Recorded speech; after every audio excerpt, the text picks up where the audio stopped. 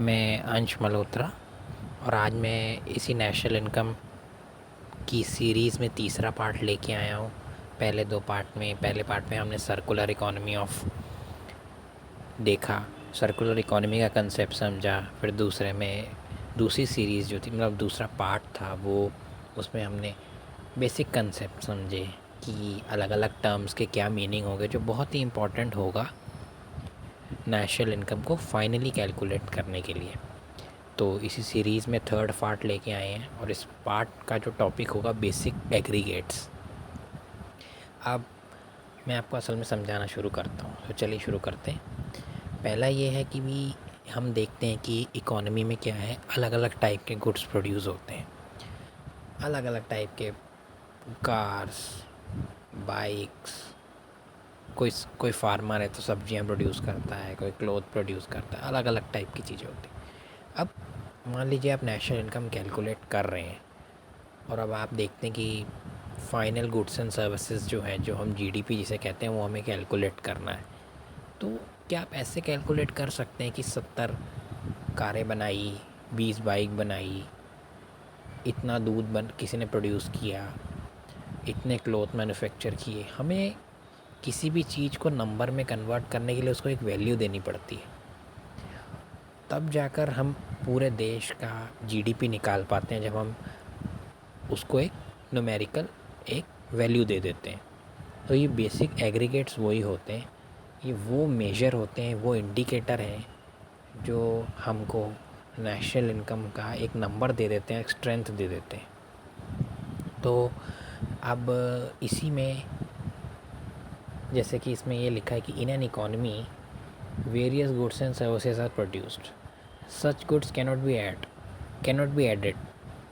Obviously हम जैसे कहते हैं कि हम 60 कारों को 50 बाइकों से नहीं प्लस कर सकते।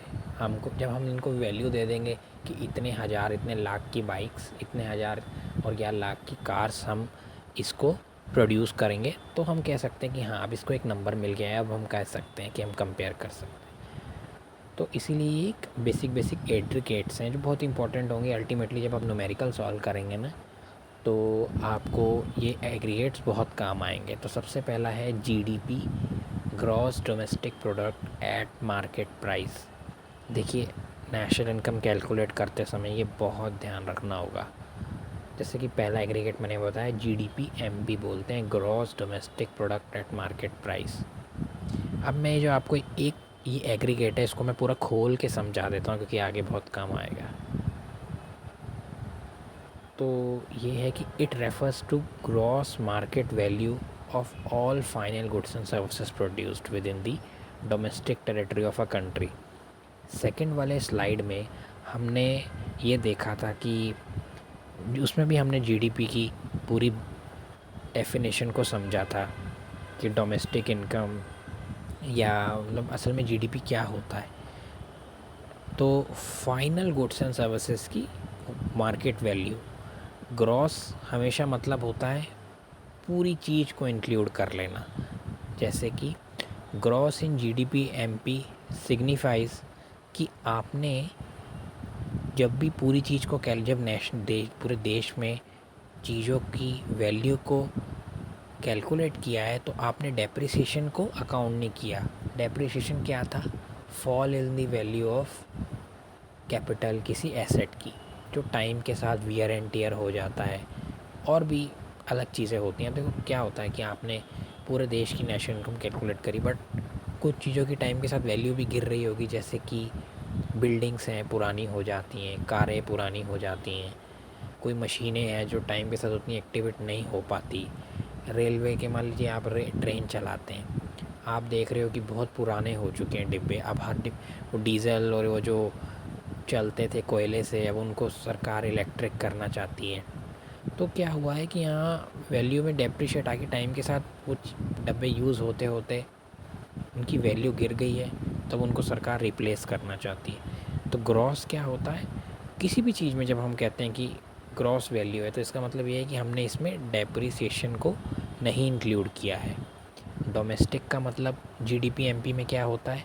वो होता है कि ये सारे उन गुड्स एंड सर्विसेज को इंक्लूड कर रहा है जो हमारी डोमेस्टिक टेरिटरी में इंक्लूडेड हैं। तो अभी हमने जीडीपी एमपी में क्रॉस समझ लिया, डोमेस्टिक समझ लिया, अब हम मार्केट प्राइस की तरफ जाएंगे। ये जो डोमेस्टिक टेरिटरी है इसका कंसेप्ट सेकंड वीडियो में बहुत अच्छी तरीके से समझाया गया है, ठीक है। तो बहुत अच्छी तरीके से समझाया गया है उसमें। और अब आ गया तीसरा कि प्रोडक्ट। तो प्रोडक्ट क्या होता है? Gross domestic product. प्रोडक्ट का मतलब होता है जो भी फाइनल गुड्स एंड सर्विसेज हैं वो सारी इंक्लूडेड हैं। लास्ट है gross domestic product at market price.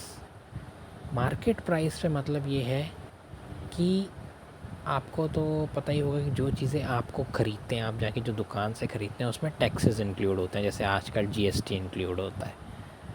तो मार्केट प्राइस पे मतलब हुआ कि जो असल में लास्ट में कंज्यूमर को मिल रही हैं उस प्राइस पे वैल्यू जीडीपी कैलकुलेट हुई होती है जब, तो उसका मतलब होता है gross domestic product market price. इसमें लिखा है कि it includes amounts of indirect taxes paid and exclude subsidy received, ठीक है ना।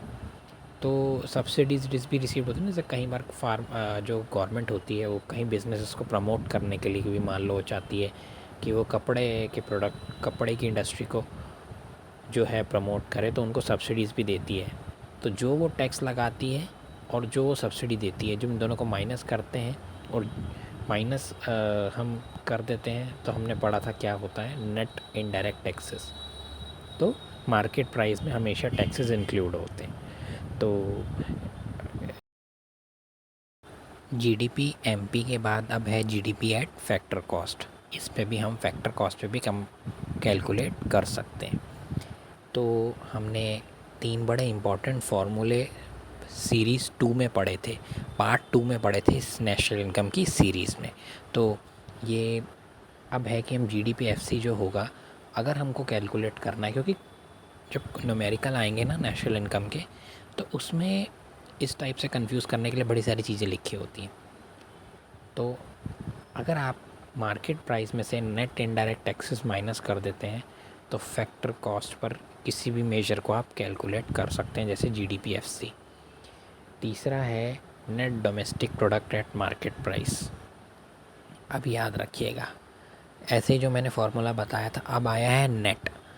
हमने जीडीपी एमपी सुना था, ये है एनडीपी एमपी, मतलब ग्रॉस की जगह नेट कन्वर्ट कर दिए। इसके लिए अब ग्रॉस क्या था, जिसमें डेप्रिसिएशन की वैल्यू को माइनस नहीं किया गया है।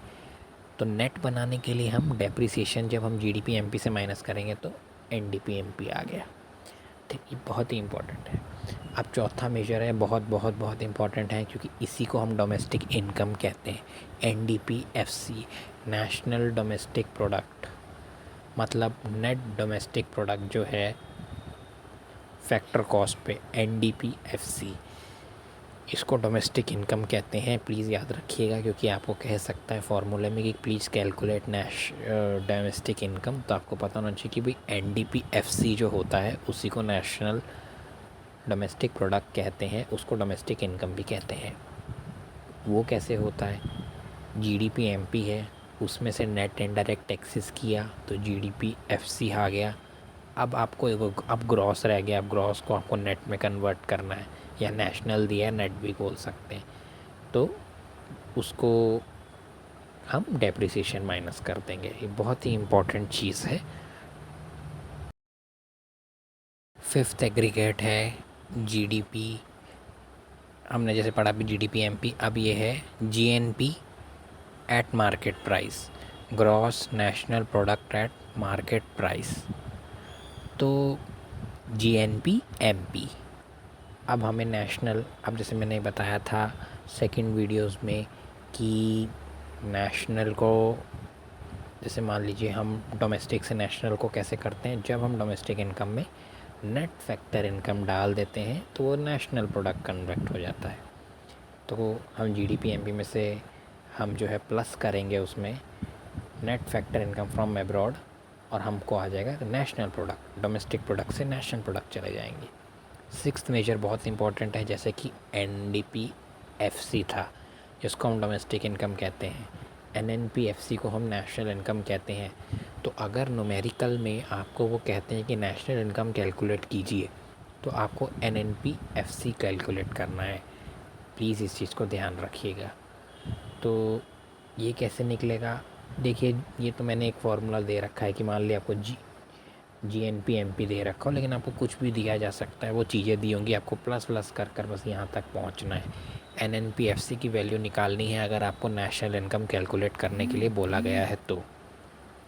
और अगर डोमेस्टिक इनकम बोला गया है तो NDP-FC आपको कैलकुलेट करना है।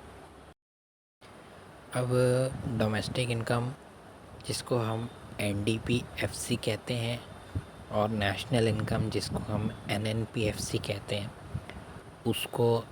उसका हम डिफरेंस समझते हैं। बड़ा इंपॉर्टेंट है, कई बार डायरेक्ट ही पूछ लेते हैं। तो नेचर ऑफ कंसेप्ट क्या है?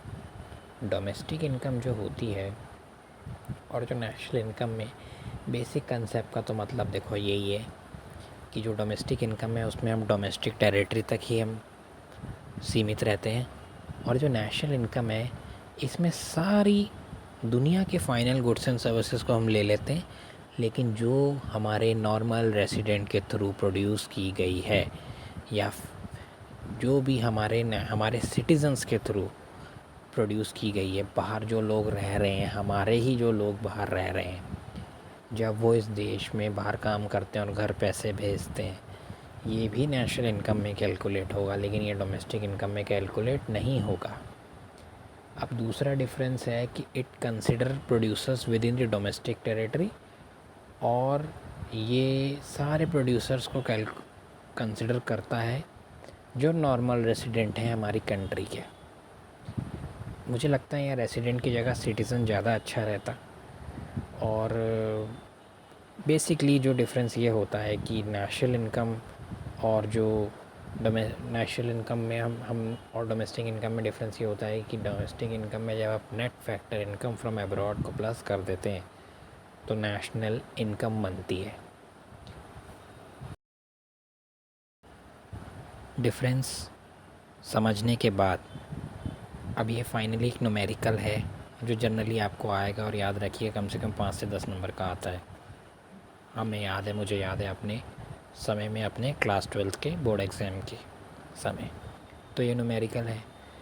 जैसे इस न्यूमेरिकल में जो सब चीज़ें अलग अलग टाइप के पैरामीटर्स दिए गए हैं और हमको GDP-MP कैलकुलेट करना है।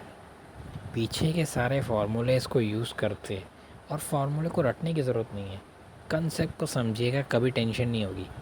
असली में लंबे टाइम के लिए याद रखना चाहते हैं ना, तो कंसेप्ट को समझ लीजिए, फिर बाद में आपको याद रखने की ज़रूरत नहीं। NNP-FC दे रखा है। NNP-FC क्या था? National income.